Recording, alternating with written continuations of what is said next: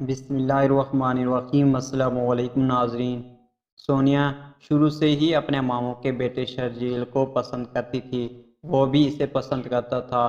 وہ دونوں یہی سمجھتے تھے رشتہ داری کے باعث ان کا رشتہ بڑی آسانی سے طے ہو جائے گا۔ جب اس کی شادی کی عمر ہوئی، اس کے دادا نے اعلان کر دیا، میں نے سونیا کا رشتہ اپنے بھائی کے بیٹے عادل سے بچپن میں طے کر دیا تھا، اور یہ بات سونیا سے چھپائی گئی تھی۔ یہ بات دونوں پر بجلی بن کر گری تھی۔ شرجیل نے اپنی طرف سے پوری کوشش کی، مگر سونیا کے دادا نے یہ کہہ کر انکار کر دیا، میں اپنے بھائی کو زبان دے چکا ہوں۔ سونیا کی ماں بھی چاہتی تھی سونیا کا رشتہ شرجیل سے ہو جائے، مگر وہ مجبور تھی۔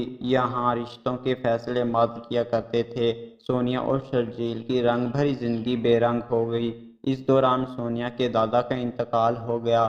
پھر سے شرجیل نے کوشش شروع کر دی، مگر بے سود۔ سونیا کے باپ کا کہنا تھا، میں اپنے والد کی زبان کو پانی دوں گا۔ اسے پتہ بھی تھا سونیا خوش نہیں ہے، اور شریعت نے اجازت بھی دی ہے۔ شادی کے لیے بیٹی کی مرضی کا خیال رکھنا ضروری ہے، مگر سونیا کے باپ کے نزدیک یہ بات اہم تھی۔ وہ اپنے باپ کے وعدے کو پورا کرے گا۔